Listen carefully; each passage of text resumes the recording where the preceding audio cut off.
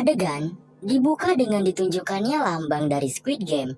Kemudian monitor menunjukkan para peserta terakhir kita, yaitu Sangwoo dan Gi-hun.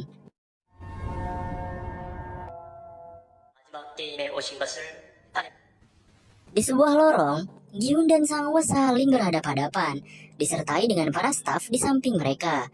Seorang staf memutuskan untuk melakukan lempar koin untuk menentukan posisi pemain pada game terakhir. Gi-hun ditanya apa yang akan dia pilih, dan dia memilih segitiga, dan otomatis Sangwoo mendapat kotak.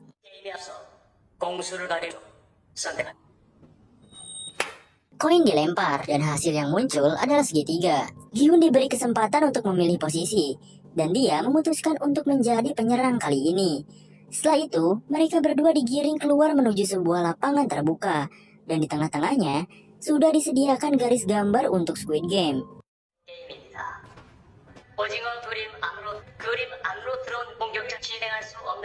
Seorang VIP berkata bahwa Squid Game merupakan nama yang tak biasa. Kemudian frontman menimpali bahwa Squid Game adalah permainan anak-anak yang sudah dimainkan di Korea sejak dahulu. Staf akhirnya mengumumkan peraturan untuk permainan kali ini. Pertama, peserta harus masuk ke dalam gambar cumi-cumi, berlari melewati pertahanan, dan menginjak kepala cumi-cumi untuk menang. Kedua, penjaga harus mendorong penyerang keluar dari gambar untuk menang. Dan ketiga, jika terjadi sesuatu dan salah satu dari mereka tidak dapat terus bermain, orang bertahan yang akan menang. Gi-hun bertanya apa maksud dari tidak dapat terus bermain, dan staf menjawab bahwa artinya salah satu dari mereka mati. Kemudian, permainan pun dimulai. Sangwoo dan Gi-hun mulai mengambil posisi sesuai peran masing-masing. Frontman berkata bahwa di antara semua permainan anak-anak, permainan inilah yang paling kasar. VIP bertanya apakah segala bentuk kekerasan diperbolehkan, dan frontman mengiyakannya. Gi-hun mengikat kembali tali sepatunya sambil diam-diam menggenggam tanah. Kemudian mulai melompat dengan satu kaki, mengitari gambar cumi-cumi. VIP bertanya mengapa dia melompat seperti itu. Frontman menjawab kalau penyerang memang diberatkan karena harus melompat dengan satu kaki, sampai melewati leher cumi-cumi. Adegan kembali pada Sangwoo dan Gi-hun. Gi-hun berkata bahwa mereka sering memainkan ini ketika kecil. Lalu bertanya apakah Sangwoo ingat istilah yang mereka pakai dahulu kala. Sangwoo menyuruh Gi-hun tutup mulut dan mulai menyerang. Tapi kemudian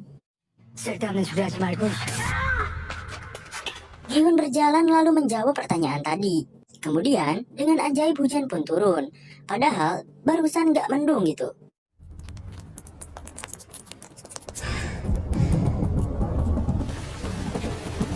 Balik ke duel peserta kita. Sangwoo bicara kalau dia hanya mempercepat penderitaan Sae-byok dengan membunuhnya. Tapi Gi-hun menyangkal dan bilang kalau dia masih hidup dan bisa diselamatkan. Namun kenyataannya, tujuan Sangwoo membunuh Sae-byok adalah agar Gi-hun tidak menghentikan permainan dengan peraturan ketiga, yaitu apabila mayoritas setuju, maka permainan bisa dihentikan. Gi-hun berkata jika bukan karena Sae-byok, maka dia sudah membunuh Sangwoo, dan Sangwoo sama sekali tak bisa mendapatkan hadiah tersebut. Setelah mengeluarkan pisau, Gi-hun langsung maju dan menyerang Sangwoo. Sangwoo berhasil mencekik Gi-hun, berusaha untuk menusuknya. Namun kemudian Gi-hun langsung menyabet tangan Sangwoo hingga dia melepaskannya. Pisaunya pun terjatuh. Tak ambil lama, Gi-hun melanjutkan serangan dan berhasil menggores pipi Sangwoo. Sangwoo membuka jasnya untuk dijadikan senjata. Gi-hun maju dan menusuk Sangwoo, tapi serangannya berhasil ditangkap. Pisau Gi-hun terjatuh. Sekarang mereka saling adu tinju. Sangwoo mencolok mata Gi-hun hingga dia terdorong ke belakang. Tapi untungnya Gi-hun masih bisa bertahan dan menubruk kepala Sangwoo dengan jidatnya. Sangwoo melemparkan jasnya pada Gi-hun. Kemudian maju dan pertarungan pun berlanjut dengan sengit. Gi-hun tampak unggul. Tapi kemudian Sangwoo mengambil pisau yang tergeletak dan menusuk paha Gi-hun.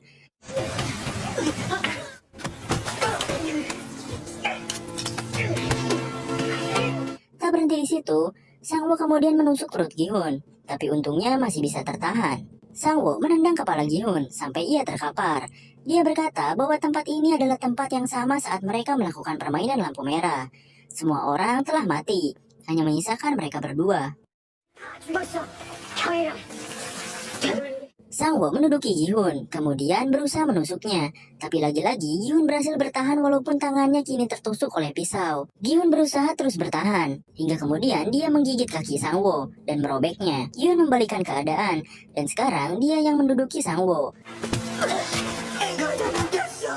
Gihun mencabut pisau yang tertancap di tangannya, lalu kemudian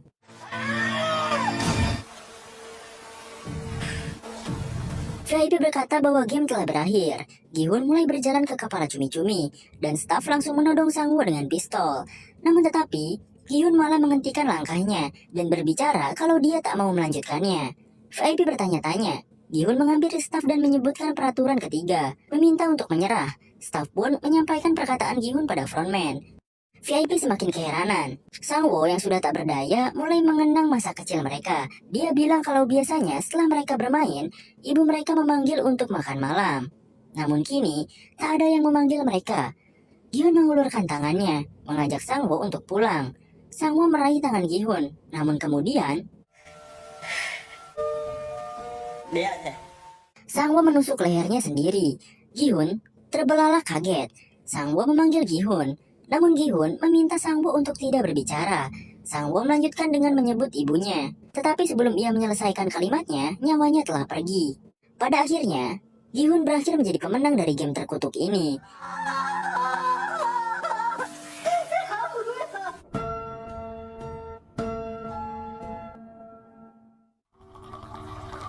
Adegan berganti. Kini Gihun tengah duduk terikat, dan matanya pun tertutup. Di sampingnya ada frontman alias Inho yang kemudian mengucap selamat atas kemenangannya. Gihun bertanya mengapa dia melakukan semua ini. Frontman menjawab bahwa mereka semua diibaratkan sebagai kuda di pacuan kuda. Ia juga tak menyangka kalau Gihun dapat berlari sejauh ini. Gihun menanyakan identitas frontman, tapi frontman tak menjawabnya. Dia memakai topengnya dan gas tidur pun dikeluarkan.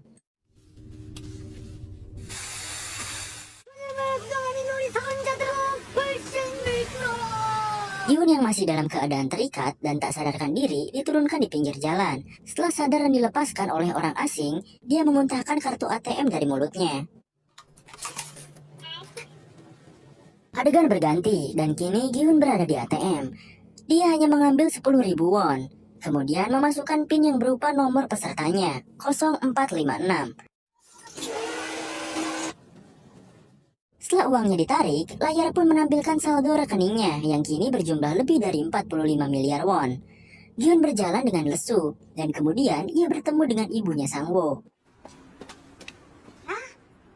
Ibu Sangwo memeriksa keadaannya, namun menduga kalau Gihun hanya mabuk dan berkelahi. Ibu Sangwo memberi Gihun makarel, lalu berkata kalau sepertinya ibu Gihun sedang sakit karena tidak mengangkat teleponnya.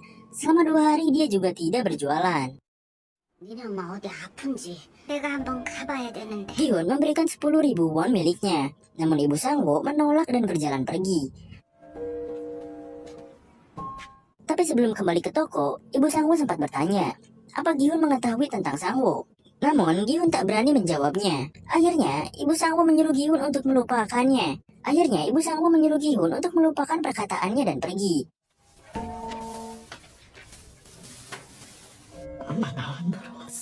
Gihun pulang ke rumahnya. Ia memanggil ibunya berkali-kali, namun tak kunjung ada jawaban. Dia pun memasuki kamar ibunya dan mendapati ibunya yang sudah terkapar di lantai. Gihun menghampiri sang ibu, berusaha untuk membangunkannya, namun lagi-lagi ibunya tak menjawab. Hingga pada akhirnya Gihun sadar bahwa ibu yang ia cintai kini telah tiada, meninggal sendirian tanpa ada seorang pun yang mengurusnya.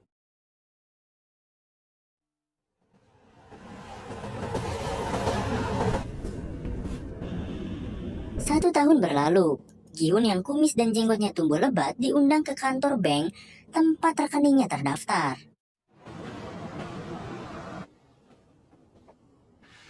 Gihun bertanya kenapa dia diundang.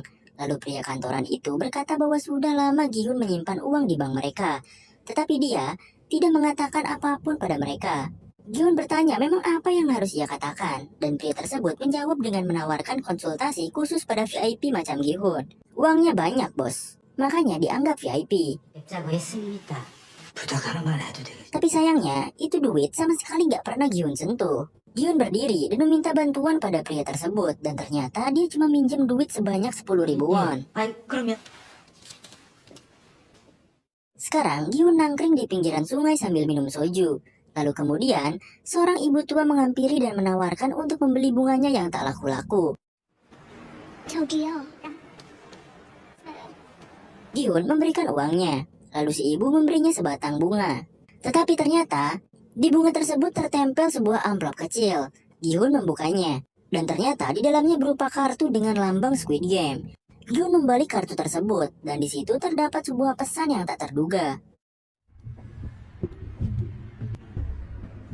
Giun sampai ke lokasi yang tertera di kartu. Dia mulai naik dan akhirnya sampai ke sebuah ruangan yang luas dan gelap. Namun di tepi ruangan, tampak sebuah ranjang dengan peralatan medis di sekitarnya. Giun berjalan mendekat. Ada orang yang berbaring di sana. Dan ternyata,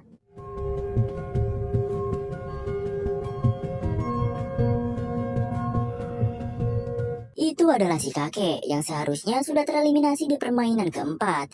Si kakek meminta Giun untuk mengambilkan air. Giun kaget gitu, bertanya siapakah identitas si kakek. Si kakek tidak menjawab dan malah menunjuk gelandangan di pinggir jalan. Berkata bahwa dia akan mati kedinginan bila tak ada yang menolongnya. Giun mulai emosi dan bertanya kenapa dia melakukan semua itu. 저기 시간째 저러고 있어. 없어. Kakek balik bertanya apakah Giun akan membantu gembel tersebut. Giun berteriak. 왜 그렇게 됐어? 냄새 한번 더 하자. Si kakek mengajak Giun untuk bermain lagi. Jika si gembel masih di situ sampai jam 12 malam, si kakek menang. Dan kalau ada orang yang membantunya, maka Giun yang menang. Giun mencengkram keras si kakek dan mengancam akan membunuhnya. 소리하지 마. Namun si kakek berkata kalau Giun melakukannya maka dia tak akan mendapat jawaban dari pertanyaannya. Giun melepas si kakek. Kemudian mengamati si gembel dan melihat jam yang menunjukkan jam setengah 12. Dia pun berkata jika si kakek kalah, maka Giun akan membunuhnya. Waktu terus berlalu, dan kini sisa 15 menit sebelum tengah malam. Giun bertanya lagi siapa identitas si kakek, dan si kakek menjawab kalau dia adalah orang yang memutarkan uang. Giun bertanya apakah Oh Il-nam merupakan nama asli si kakek, dan si kakek mengiyakannya. Ia juga bilang kalau dia benar-benar memiliki tumor di kepalanya, dan dia beneran pernah tinggal di rumah yang sama seperti di permainan keempat. Giun kembali melihat si gembel, ada orang yang menghampirinya, tapi orang tersebut malah pergi lagi. Si kakek bertanya apakah Giun masih mempercayai manusia setelah segala hal yang ia alami. Namun Giun malah balik bertanya apa tujuan si kakek mengundangnya kemari. 상금은 손도 대지 않다고 들었어. Kakek berkata dia diberi kabar kalau Giun sama sekali tidak menyentuh uang hadiahnya. Kemudian bertanya apakah Giun merasa bersalah. Namun Giun berkata kalau si kakek tak pantas untuk mengatakannya. Si kakek lanjut bicara, memberitahu tentang persamaan orang yang tak punya uang dan orang yang kebanyakan uang. Dua-duanya merasa bosan. Yang satu bosan hidup susah, yang satu bosan karena hidupnya keenakan. Dan kemudian, si kakek pun mengadakan Squid Game demi mendapat kesenangan. Tentu Giun tak senang dengan perkataan si kakek. Namun si kakek melanjutkan dan berkata bahwa dari awal, dia sama sekali tidak memaksa siapapun untuk bermain. Dan itu emang beneran cuy. Kini tengah malam sudah semakin dekat. Si kakek kembali bertanya apakah Giun masih percaya pada kemanusiaan. Giun balik nanya kenapa si kakek sampai ikut permainan. Si kakek menjawab kalau sebelum ia mati, ia ingin merasakan kesenangan yang pernah ia rasakan di masa kecilnya. 기분이 좋던가. Waktu benar-benar hampir menunjukkan tengah malam. Namun beberapa detik sebelum semuanya berakhir, sebuah mobil polisi datang menghampiri gembel yang tadi. Dan ternyata orang yang tadi pergi memanggil polisi supaya si gembel diurus. Dengan ini, Giun memenangkan permainan terakhirnya bersama si kakek.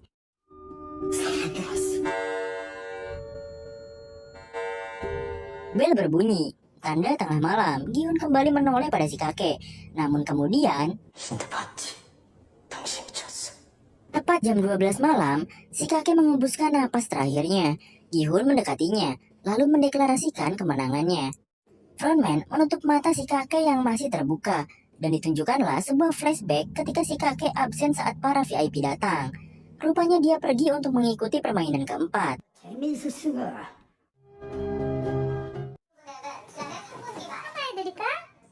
Adegan kembali berganti, menunjukkan Gi-hun yang kini sedang berada di salon.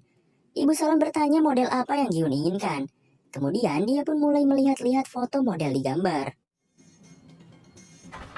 Kenapa rambutnya merah? Menurut gue sih itu sebagai simbol bahwa hidupnya yang sekarang berasal dari pertumpahan darah ratusan orang yang mengikuti Squid Game. 얘가 철이구나. Sekarang Gi-hun berada di panti asuhan, mengunjungi adik Sebyok yang bernama Chol. Gi-hun berkata bahwa Chol mirip dengan kakaknya. Kemudian Chol bertanya apakah Gi-hun mengenal Sebyok. Gi-hun bilang kalau dia adalah temannya. Chol pun bertanya apa Gi-hun tahu keberadaan kakaknya. Namun Gi-hun hanya diam dan memandangi foto di sebelahnya. 이름이 Kini adegan berganti. Chol dibawa oleh Gi-hun untuk dititipkan pada ibu Sang-woo. 밥숟가락 하나 더. Gi-hun pun pergi. Ibu Sang-woo memberi Chol sebuah kue dan bilang kalau pakaiannya terlalu tipis. Ibu Sang-woo membuka koper untuk mencari pakaian lain. Namun ternyata koper tersebut bukan berisi pakaian, melainkan uang yang sangat banyak. Dengan sebuah catatan yang bertulis bahwa semua uang itu adalah uang yang Gi-hun pinjam dari Sang-woo. Ibu Sang-woo memanggil Gi-hun, tetapi dia sudah pergi jauh. Gi-hun keluar dari kereta dan kini sedang menelpon anaknya. Namun saat berjalan, dia mendengar sebuah suara yang cukup keras. 비밀이야. Dia pun menoleh dan mendapati sesuatu yang familiar. Ternyata itu om-om Train to Busan di episode 1. Gi-hun dan pria itu pun saling bertatapan. Gi-hun langsung berlari menghampiri mereka. Namun saat dia sudah sampai, om-om Train to Busan sudah naik ke dalam kereta. Gi-hun menghampiri si calon pemain dan merebut kartunya.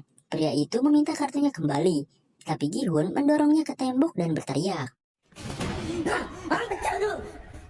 Penerbangan akan dilaksanakan. Gi-hun pun berjalan ke pesawatnya. Ia pun berhenti dan menelpon nomor yang tertera di kartu si pria tadi. Seseorang mengangkat telepon, lalu meminta untuk diberikan nama dan tanggal lahirnya. Gi-hun memberikan identitasnya, lalu lanjut berkata kalau dia bukan kuda, tetapi manusia. Dia ingin tahu siapa mereka sebenarnya dan mengapa mereka begitu kejam terhadap orang-orang. Seseorang di balik telepon itu mengetahui Gi-hun dan meminta agar melanjutkan aktivitasnya jika ingin baik-baik saja. Tapi Gi-hun dengan tampang emosinya, ia langsung berbalik ke arah dari tujuannya. Dan film pun berakhir. Inilah ending dari seri Squid Games. Nah, jadi begitulah ending dari